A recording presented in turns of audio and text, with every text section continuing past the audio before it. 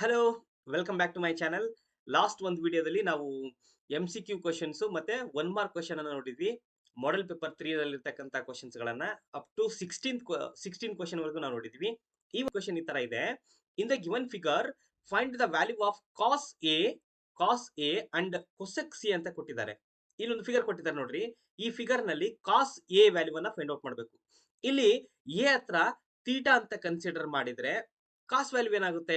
ಅದು ಈ ತರ ತಗೊಂಡಿದೀವಿ. In triangle A B C cos A is equal to adjacent by opposite ಅಂತ ತಗೊಳ್ತೀವಿ ಕಾಸ್ ಇದಕ್ಕೆ.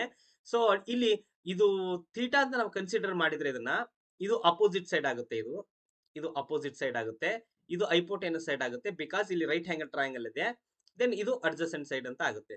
ಸೊ ಇಲ್ಲಿ ಥೀಟಾ ವ್ಯಾಲ್ಯೂ ಅಂತ ತಗೊಂಡ್ರೆ ಇದು ಅಪೋಸಿಟ್, ಇದು ಅಡ್ಜಸೆಂಟ್, ಇದು ಐಪೋಟೆನಸ್. ಹಾಗಾಗಿ according to cos definition adjacent divided by hypotenuse ಅಂತ ಬರಿತೀವಿ. ಇಲ್ಲಿ ಅಪೋಸಿಟ್ ವ್ಯಾಲ್ಯೂ 1, ಇದು ಅಡ್ಜಸೆಂಟ್ ವ್ಯಾಲ್ಯೂ 1 ಇದೆ.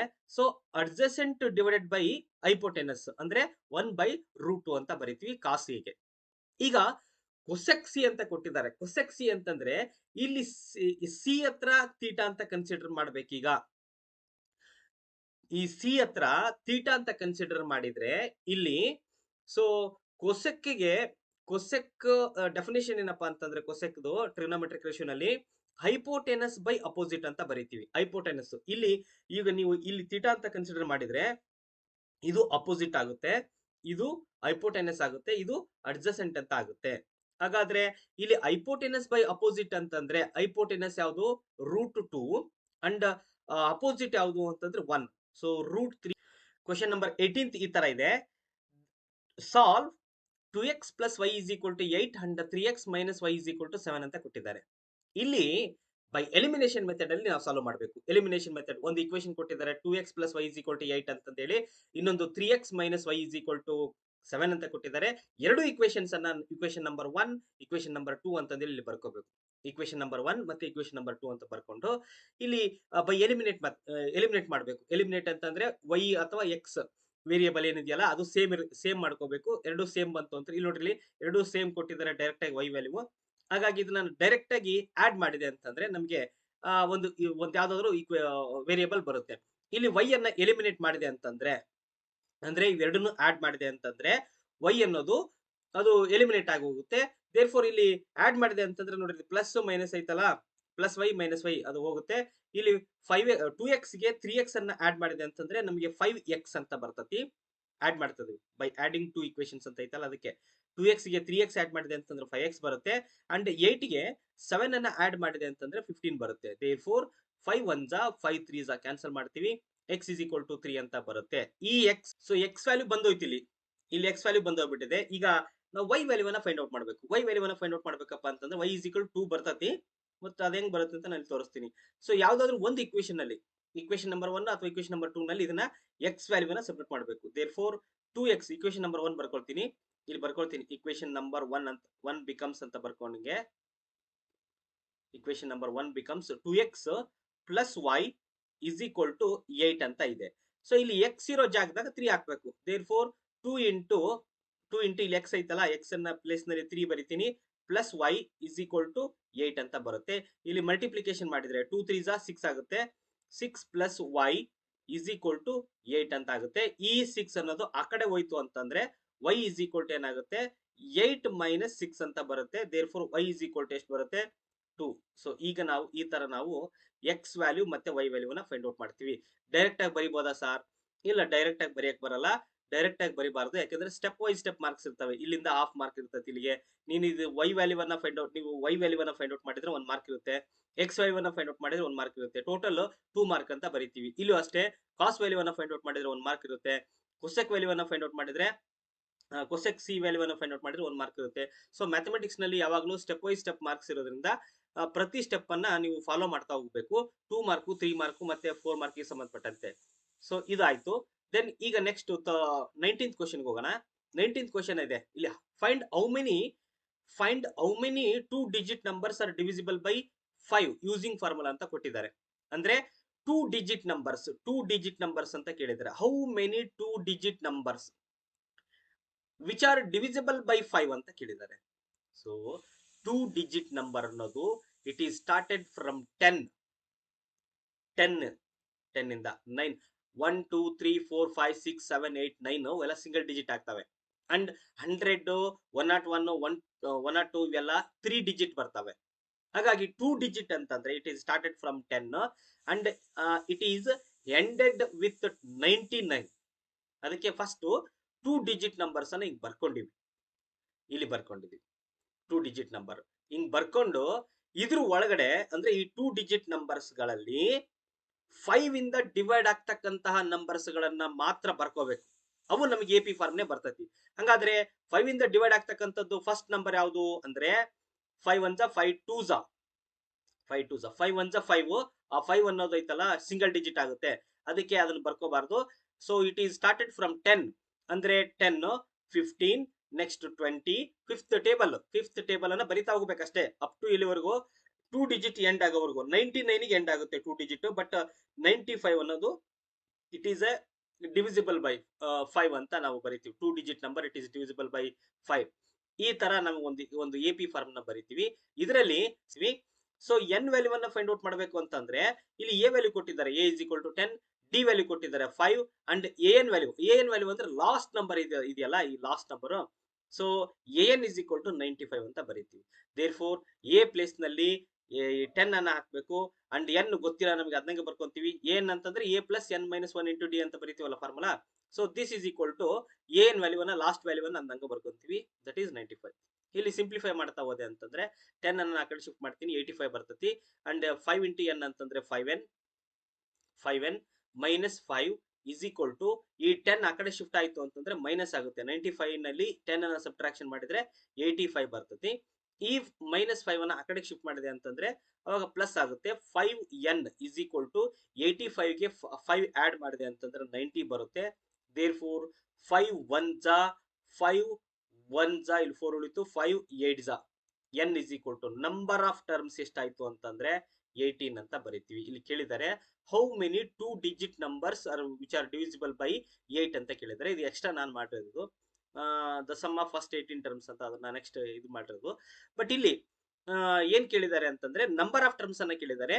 ನಂಬರ್ ಆಫ್ ಟರ್ಮ್ಸ್ ಅನ್ನ ನಾವು n ಇಸ್ ಈಕ್ವಲ್ ಟು 18 ಅಂತ ಬರೀತೀವಿ. Number of terms how many 2 digit numbers which are divisible by 5 ಅಂತಂದ್ರೆ 18 ಅನ್ನೋ numbers which are divisible by 5 2 digit numbers ಅಂತ ಹೇಳ್ತೀವಿ. ಸೊ ಇದು ಒಂದು.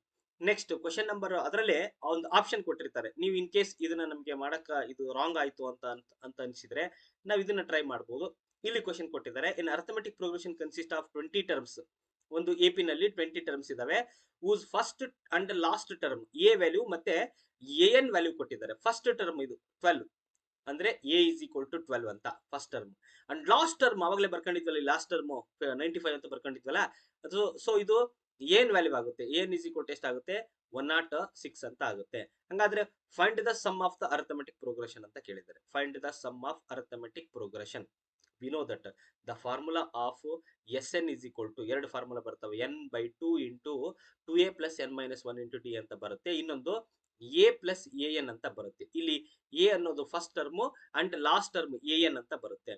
ಇನ್ ಕೇಸ್ ಏನಾದ್ರು ಅವರು ಫಸ್ಟ್ ಟರ್ಮ್ ಲಾಸ್ಟ್ ಟರ್ಮ್ ಅಂತ ಏನಾದ್ರು ಮೆನ್ಷನ್ ಮಾಡಿದ್ರೆ ಈ ಒಂದು ಫಾರ್ಮುಲಾವನ್ನ ಯೂಸ್ ಮಾಡ್ತೀವಿ. ದೇರ್ಫೋರ್ ಎ ಪ್ಲೇಸ್ ನಲ್ಲಿ 12 ಅನ್ನ ಸಬ್ಸ್ಟಿಟ್ಯೂಟ್ ಮಾಡಬೇಕು ಅಂಡ್ ಎ ಎನ್ ಪ್ಲೇಸ್ ನಲ್ಲಿ 106 ಅನ್ನ ಸಬ್ಸ್ಟಿಟ್ಯೂಟ್ ಮಾಡಬೇಕು. ಎನ್ ವ್ಯಾಲ್ಯೂ ಅವ್ರು ಕೊಟ್ಟಿದ್ದಾರೆ. N value there are 20 terms ಅಂತ ಹೇಳಿದ್ದಾರೆ. An AP consist of 20 terms. Therefore ಇಲ್ಲಿ 10 ಅನ್ನ ನಾವು ಈ ಒಂದು ಫಾರ್ಮುಲಾದಲ್ಲಿ ಎನ್ ಪ್ಲೇಸ್ ನಲ್ಲಿ 20 ಅನ್ನ ಹಾಕಿ ಡಿವೈಡೆಡ್ ಬೈ 2 ಇಂಟು ಎ ಅಂತಂದ್ರೆ 12 ಪ್ಲಸ್ ಎ ಎನ್ ಅಂತಂದ್ರೆ 106. ಇದನ್ನ ಸಿಂಪ್ಲಿಫೈ ಮಾಡಿದೆ ಅಂತಂದ್ರೆ ಇಲ್ಲಿ 2 1 2 10 ಕ್ಯಾನ್ಸಲ್ ಮಾಡ್ತೀವಿ. ಇಲ್ಲಿ 10 ಉಳಿಯುತ್ತೆ. ದೆನ್ ಬ್ರಾಕೆಟ್ ಒಳಗಡೆ 106 ಗೆ 12 ಅನ್ನ ಆಡ್ ಮಾಡಿದೆ ಅಂತಂದ್ರೆ 100 ಅಂಡ್ 106 ಗೆ 12 ಆಡ್ ಮಾಡಿದ್ರೆ 118 ಅಂತ ಬರ್ತತಿ. ಸೊ 118 ಗೆ 118 ಗೆ ಈ 10 ಅನ್ನ ಮಲ್ಟಿಪ್ಲೈ ಮಾಡಿದ್ರೆ 1180 ಅಂತ ನಾವು ಆನ್ಸರ್ ಬರೀತೀವಿ. ಇನ್ ಕೇಸ್ ಏನಾದ್ರು ಇದು ತಪ್ಪಾಯ್ತು ಅಂತ ಅನ್ಸಿದ್ರೆ, ಟೈಮ್ ಇದ್ರೆ ಮ್ಯಾಥಮೆಟಿಕ್ಸ್ ನಲ್ಲಿ 3 ಅವರ್ಸ್ ಹೆಂಗ್ ಹೋಗುತ್ತೆ ಅನ್ನೋದೇ ಗೊತ್ತಾಗಲ್ಲ.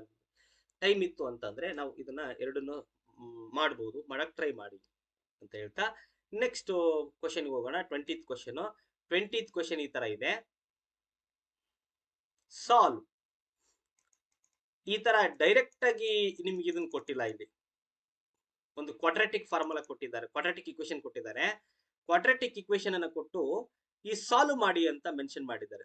ಇಲ್ಲಿದೆಯಲ್ಲ X X minus 3/x is equal to 2 ಅಂತ ಕೊಟ್ಟಿದ್ದಾರೆ. ಇಲ್ಲಿ ನ್ಯೂಮರೇಟರ್ ನಲ್ಲಿ ಎಕ್ಸ್ ಇದೆ, ಡಿನಾಮಿನೇಟರ್ ನಲ್ಲಿ 1 ಇದೆ. ಇದನ್ನ ಕ್ರಾಸ್ ಮಲ್ಟಿಪ್ಲಿಕೇಶನ್ ಮಾಡಿದಾಗ ಎಕ್ಸ್ ಸ್ಕ್ವಯರ್ ಮೈನಸ್ 3 ಇಂಟು 1 ಅಂತಂದ್ರೆ 3 ಈಸ್ ಈಕ್ವಲ್ ಟು ಈ ಕೆಳಗಡೆ ಎಕ್ಸ್ ಬರುತ್ತೆ, ಈ ಎಕ್ಸ್ ಈ ಕಡೆ ಜೊತೆ ಈ ಕಡೆ ಮಲ್ಟಿಪ್ಲಿಕೇಶನ್ ಆಗಿ ಹೋಗ್ಬಿಡುತ್ತೆ, 2x ಅಂತ ಬರುತ್ತೆ. ಇದು ನಾವು ಒಂದು ಕ್ವಾಡ್ರಾಟಿಕ್ ಇಕ್ವೇಶನ್ ಫಾರ್ಮ್ ತಗೊಂಡ್ಬರ್ಬೇಕು ಫಸ್ಟ್ ಕೊಟ್ಟಿರ್ತಕ್ಕಂಥ ಈ ಇಕ್ವೇಶನ್ ಅನ್ನ. ಸೊ ಎಕ್ಸ್ ಸ್ಕ್ವಯರ್ ಆ ಕಡೆ ಪ್ಲಸ್ 2x ಈ ಕಡೆ ಬಂತು ಅಂದ್ರೆ minus 2x and minus 3x ಇಲ್ಲೇ ಇರುತ್ತೆ. This is equal to 0. It is a quadratic equation. Quadratic equation ಅಲ್ಲಿ ಬೈ ಫ್ಯಾಕ್ಟರೈಸೇಷನ್ ಮೆಥಡ್ ಅಲ್ಲಿ ನಾವು ಸಾಲ್ವ್ ಮಾಡಿದಾಗ -3 first number last number multiply ಮಾಡ್ತೀವಿ, -3 ಬರುತ್ತೆ.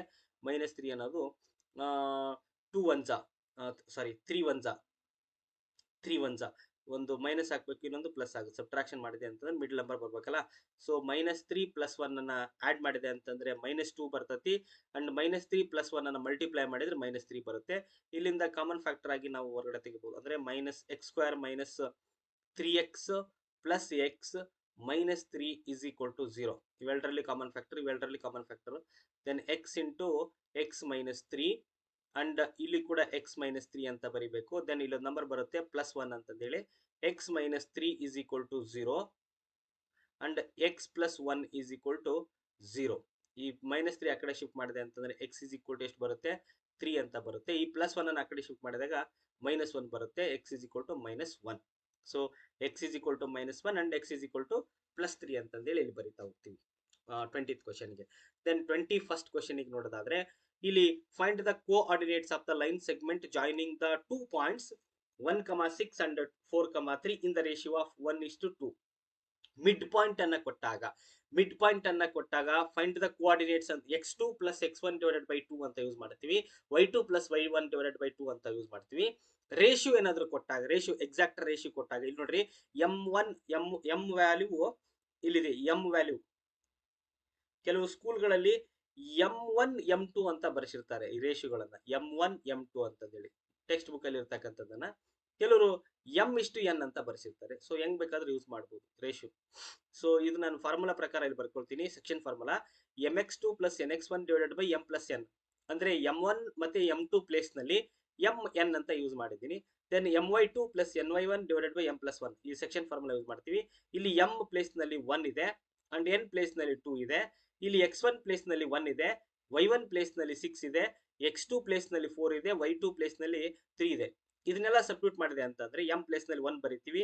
x2 ಅಂತಂದ್ರೆ x2 ವ್ಯಾಲ್ಯೂ ಎಷ್ಟು ಇಲ್ಲಿ 4 ಪ್ಲಸ್ n ಅಂತಂದ್ರೆ 2.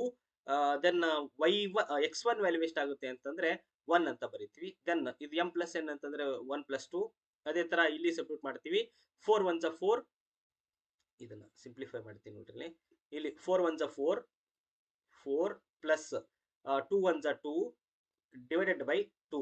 ಸಾರಿ 2ಗೆ 3 ಆಡ್ ಮಾಡಿದ್ರೆ 2ಗೆ 1 ಆಡ್ ಮಾಡಿದ್ರೆ 3 ಬರುತ್ತೆ. ದೆನ್ ಇಲ್ಲಿ 1 3 3 ಪ್ಲಸ್ 2 6 12 ಡಿವೈಡೆಡ್ ಬೈ 3 ಅಂತ ಬರಿತೀವಿ.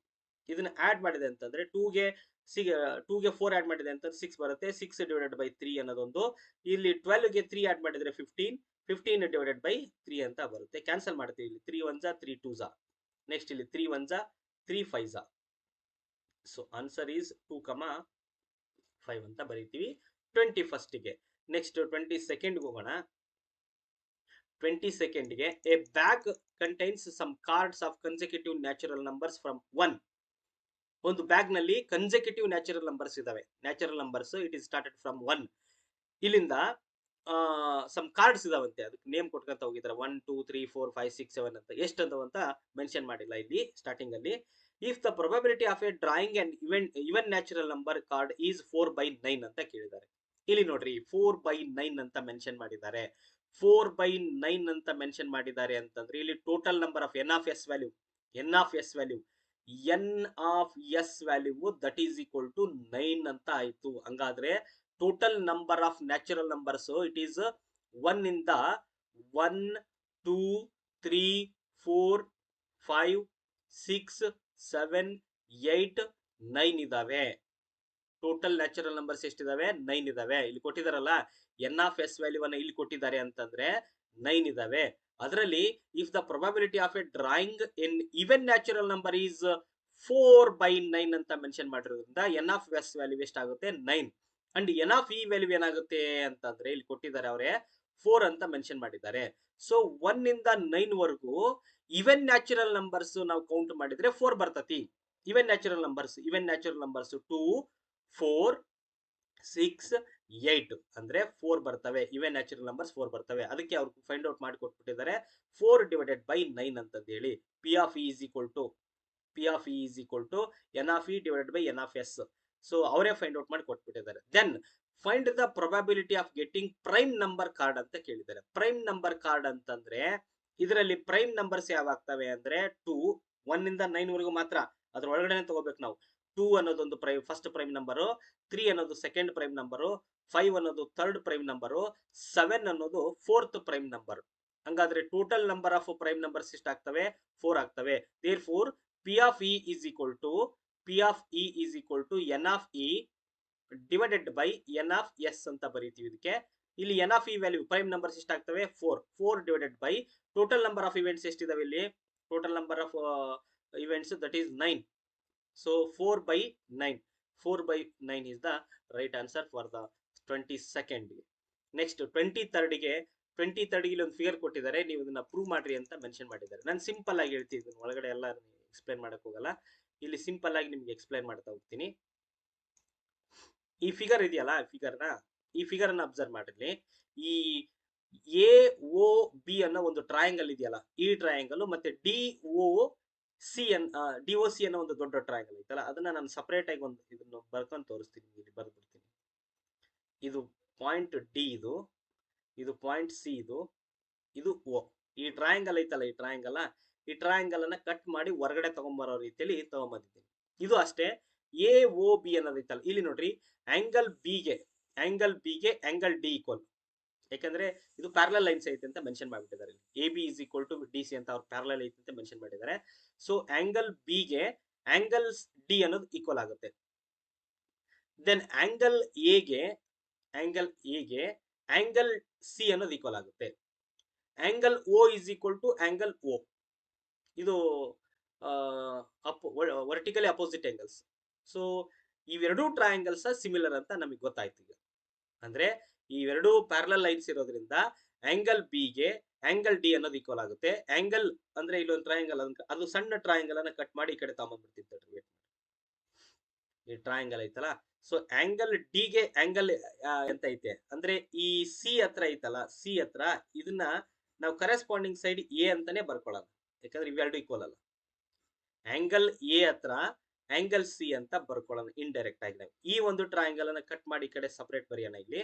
ದೆನ್ ಡಿ ಗೆ corresponding side of angle D is equal to corresponding side of B ಅಂತ ಬರೀತೀವಿ. ಬಿ ಅಂತಂದ್ರೆ ಇಲ್ಲಿ ಬಿ ಈ ಕಡೆ ಬರಿಬೇಕು. ಯಾಕಂದ್ರೆ ಡಿ ಇಲ್ಲಿ ಐತಲ್ಲ, ಇದು ಡಿ ಮತ್ತೆ ಬಿ ಕರೆಸ್ಪಾಂಡಿಂಗ್ ಆಂಗಲ್ ಆಗ್ಬೇಕು. ಸಿ ಮತ್ತೆ ಎ ಅನ್ನೋದು ಸಿ ಅನ್ನೋದು ಮತ್ತೆ ಇಲ್ಲಿ ಐತಲ್ಲ, ಸಿ ಮತ್ತೆ ಎ ಅನ್ನೋದು ಕರೆಸ್ಪಾಂಡಿಂಗ್ ಆಂಗಲ್ ಆಗ್ಬೇಕು. ದೆನ್ ಆಂಗಲ್ ಓ ಇವೆರಡನ್ನು ಸಿಮಿಲರ್ ಅಂತ ನಾವು ಪ್ರೂವ್ ಮಾಡಿದ್ವಿ ಆಲ್ರೆಡಿ. ಇವೆರಡನ್ನು ಸಿಮಿಲರ್ ಅಂತ ನಾವು ಪ್ರೂವ್ ಮಾಡಿದ್ಮೇಲೆ ಕರೆಸ್ಪಾಂಡಿಂಗ್ ಸೈಡ್ಸ್ ಗಳನ್ನ ನೋಡೋಣ. ಇಲ್ಲಿ ಓ ಎ ಅನ್ನೋದೊಂದು ಸೈಡ್ ಇದೆಯಲ್ಲ, O A side O A ಐತಲ್ಲ, ಇದು ಕರೆಸ್ಪಾಂಡಿಂಗ್ ಸೈಡ್ ಯಾವುದು? O C divided by O C ಅಂತ ಬರೆಯೋಣ. And corresponding side O B ಐತಲ್ಲ, ಇಲ್ಲಿ ಈ ಓ ಬಿಗೆ ಕರೆಸ್ಪಾಂಡಿಂಗ್ ಸೈಡ್ ಯಾವ್ದಾಗುತ್ತೆ? ಡಿ ಆಗುತ್ತೆ. Therefore O B divided by O D ಅಂತ ಬರೀತೀವಿ. ಓ ಡಿ ಇಲ್ಲಿ ಶಿಫ್ಟ್ ಮಾಡೋಣ.